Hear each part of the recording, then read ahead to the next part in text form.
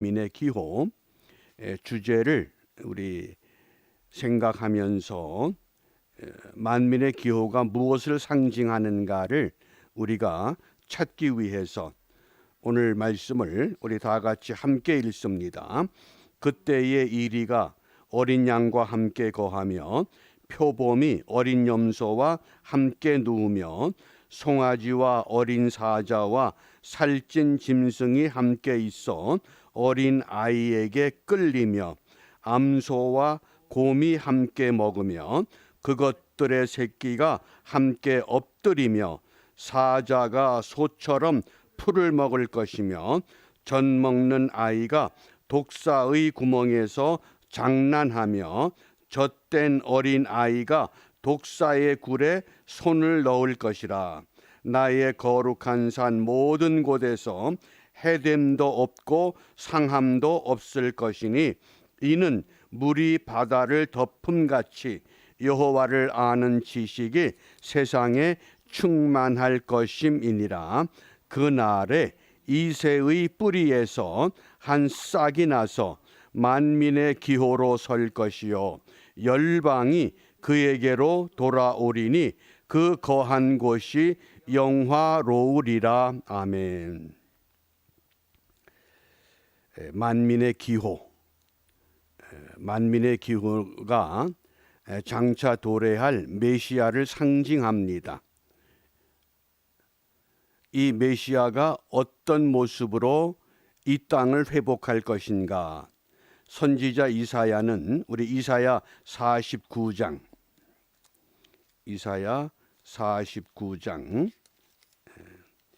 22절 말씀입니다. 이사야 49장 22절 말씀 우리 함께 읽습니다. 나 주 여호와가 이르노라. 내가 열방을 향하여 나의 손을 들고 민족들을 향하여 나의 기호를 세울 것이라. 그들이 내 아들들을 품에 안고 내 딸들을 어깨에 메고 올 것이며. 아멘. 나의 기호를 세울 것이다. 여기 기호라고 하는 것은 깃발을 말합니다. 하나님의 깃발이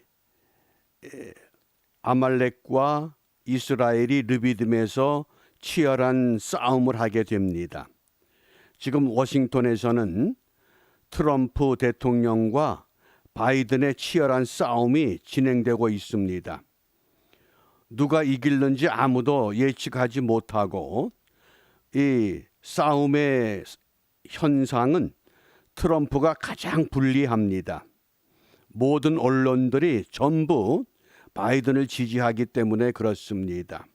그런데 놀라운 것은 이 모세가 아론과 훌을 데리고 높은 산에 올라가서 두 손을 들고 치열한 싸움의 현장을 바라보며 손을 들고 있습니다. 두 손을 든다고 하는 것은 전능하신 하나님께 이 모든 것들을 맡기고 기도하는 겁니다. 그런데 모세가 팔이 피곤해서 팔을 내리면 갑자기 아말렉이 이깁니다. 그러자 이 아론과 훌이 양쪽에서 모세의 팔이 해가 지도록 내려오지 못하게 붙잡고 함께 이제 싸움의 현장을 지켜봅니다. 결국 이스라엘이 승리했습니다. 놀라운 체험을 한 겁니다. 그러자 모세가 그곳에 단을 쌓고 여호와 니시, 이 니시가 기호, 깃발입니다. 하나님은 승리의 깃발이시다. 워싱턴에서 누가 승리할 것인가는 하나님이 주관하십니다. 다만 믿음의 사람들은 정말 두 손을 들고 이 현장을 위해서 기도해야만 합니다. 이런 기도가 오늘 선지자 이사야를 통해서 만민의 기호로 설 것이다. 이렇게 예언합니다. 유대인들은 메시아가 유대인들만을 위한 구세주라고 생각합니다. 그런데 이미 벌써 이 이사야 선지자를 통해서 유대인만을 위한 깃발이 아니다. 메시아는 오늘 말씀에 보면 10절 말씀에 그날에 이새의 뿌리에서 한 싹이 나서 만민의 기호로 설 것이요 열방이 그에게로 돌아오리니. 열방, 유대인들만 돌아오는 것이 아닙니다.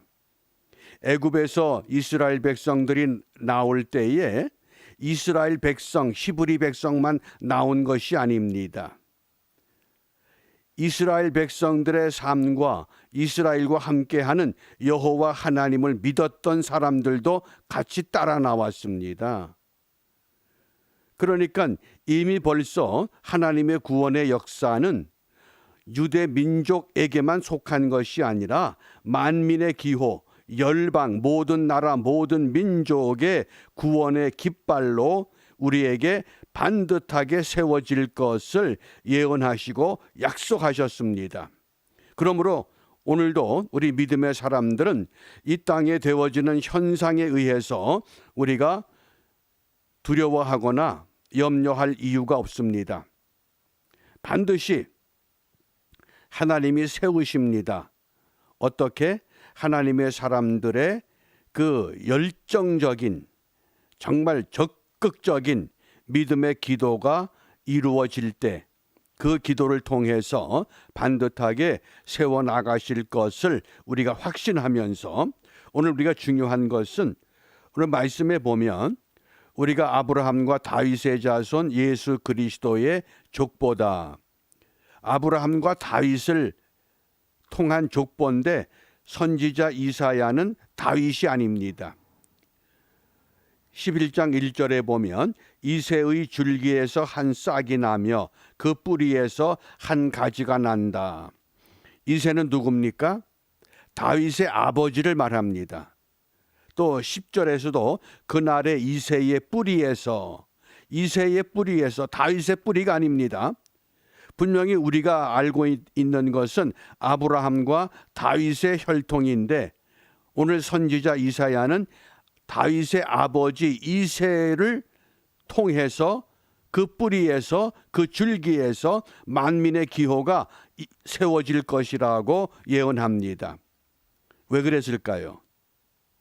물론 이 뿌리라고 하는 것, 이 뿌리가 요한계시록 말씀을 보면 요한계시록 22장 16절에서 이 뿌리가 자손을 말합니다.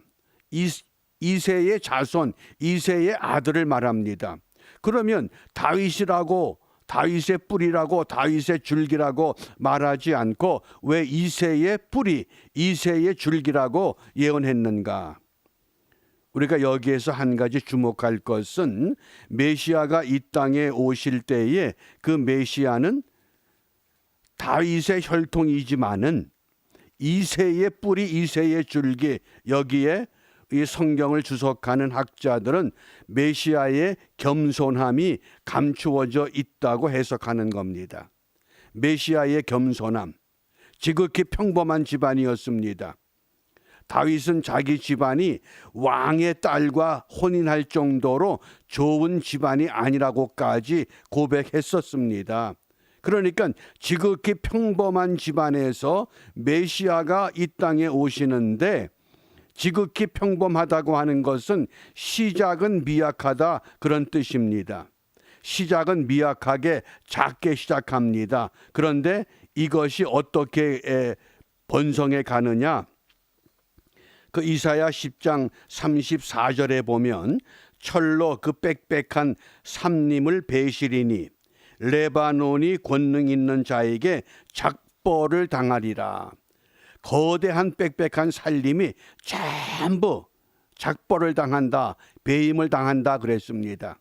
그러니까 산에 나무가 없습니다. 그런데 이 이새의 줄기, 이새의 뿌리에서 생명이 올라와서 그 생명이 모든 열방, 모든 민족, 모든 나라, 이 모든 것들을 덮게 될 것이라고 오늘 우리에게 분명히 약속하신 겁니다. 이게 하나님의 약속이요, 이게 예언입니다. 오늘의 전국이 마치 혼돈스럽고 이게 어떻게 될 건지 모두가 걱정합니다마는 분명한 것은 여호와 니시 만민의 기호가 반드시 세워질 것이라고 하는 이 분명한 것. 그래서 이 만민의 기호를 현대인의 성경에서는 구원의 상징이다, 이렇게 번역합니다. 구원의 상징이 메시아를 통해서 반드시 이루어질 것을 말씀합니다. 그러니까 역사적으로 보면 엉터리 메시아들이 참 많았습니다. 사도행전 5장 36절에도 드다라고 하는 인물이 등장합니다. 드다가 자칭 내가 재림한 예수다. 그러니까 그 사도행전의 기록을 보면 한 400명의 무리들이 드다를 쫓아다닙니다. 그러니까 유대 땅에 이 다시 나타난 메시아 때문에 혼란스러웠습니다. 그러자 그 기록의 전설에 의하면 예수님의 사랑하는 제자가 드다를 찾아갑니다. 찾아가서 이렇게 질문합니다. 네가 정말 다시 오신 환생한 메시아라고 하면 너 손을 내게 보여다오. 네 손에 못자국이 있으면 네가 정말 메시아인 줄 내가 인정하겠다. 그러자 드다가 도망을 쳤다는 겁니다.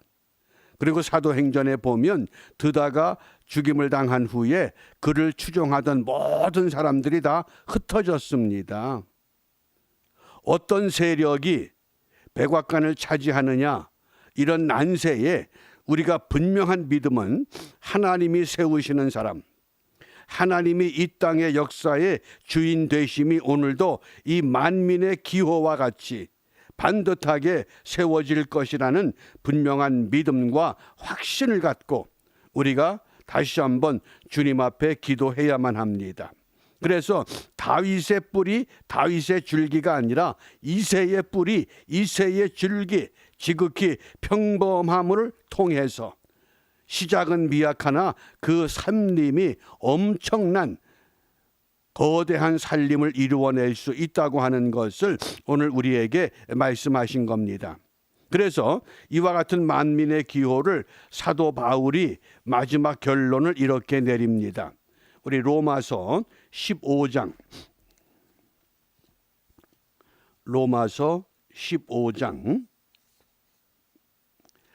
12절입니다. 12절. 로마서 15장 12절 말씀 함께 읽습니다. 또 이사야가 가로되 이새의 뿌리 곧 열방을 다스리기 위하여 일어나시는 이가 있으리니 열방이 그에게 소망을 두리라 하였느니라. 아멘. 이새의 뿌리 곧 열방을 다스리기 위하여 일어나시는 이가 있으리니 열방이 그에게 소망을 두리라. 메시아에게 소망을 두겠다 말씀합니다. 이 땅의 역사가 사람의 손에 의해서 좌우된다고 하면 어떤 사람에게 소망을 두어야 합니까? 믿음의 사람들은 지혜롭게 분별할 수 있는 믿음이 있어야 됩니다. 안타까운 것은 이 지도자 때문에 믿음이 없는 집안들은 뭐 분쟁을 하든 난리를 치든 그렇게 크게 관여할 바 아닙니다마는 믿음의 가정에서 부모 형제가 이것 때문에 나누어지고 심지어 이것 때문에 서로 대화도 할 수 없는 이런 지경이라고 하면 이건 비극입니다. 그러므로 우리는 정신을 차리고 이 일을 위해서 깨어 기도해야만 합니다. 과연 어떤 사람을 반듯하게 세워야 할 것인가? 그래서 이사야는 다윗의 뿌리, 다윗의 줄기라고 고백하지 않고 이새의 뿌리와 이새의 줄기라고 분명히 우리에게 예언하고 있습니다. 이 만민의 기호가 승리의 깃발로 세워졌던 것처럼 오늘날도 하나님은 이 땅을 하나님의 사람을 세워서 하나님의 방법으로 다스리고 인도하실 것이라는 확신과 믿음을 갖고 우리가 다시 한번 이 새벽 시간에 하나님 앞에 기도할 수 있는 믿음의 사람들로 아름답게 쓰임받는 축복의 시작이 열려지시기를 바랍니다. 기도합니다. 전능하신 아버지 하나님, 이 땅의 혼돈을 주께서 아십니다.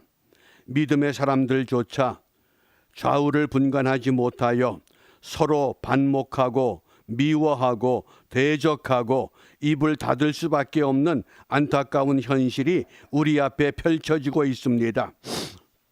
어떤 사람을 지도자로 세워야 하는지 이미 하나님은 결정하신 줄 믿사오니 아버지 마음에 합한 다윗을 세운 것처럼 이 시대에도 하나님의 마음에 합한 사람을 세워주셔서 그로 인하여 다시 한번 이 땅이 평정되게 하시고 이 땅에 참다운 평화가 회복되어 하나님의 은혜가 우리에게 떠나지 아니하였음을 주의 백성들도 주의 몸된 교회도 이 땅의 모든 나라와 민족들이 다시 한번 주님 앞으로 나아갈 수 있는 대로가 열려지게 하여 주시옵소서. 이와 같은 은혜가 우리에게 임할 것을 확신하며 주님께서 이렇게 기도하라 말씀하셨기에 주님의 가르침에 따라 함께 기도합니다. 하늘에 계신 우리 아버지, 아버지의 이름을 거룩하게 하시며 아버지의 나라가 오게 하시며